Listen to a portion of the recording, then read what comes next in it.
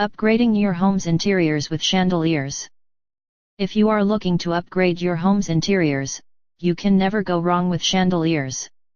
This decorative lighting fixture easily conveys style and class, whatever design you might choose.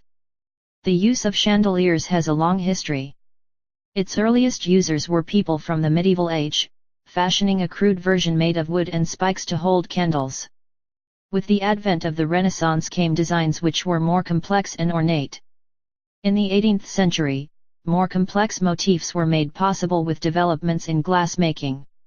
As the popularity of gas lighting reached its peak in the 19th century, most homeowners converted their candle chandeliers to ones that use gas. With the advent of electricity at the tail end of the 19th century, electric-only chandeliers rose in popularity.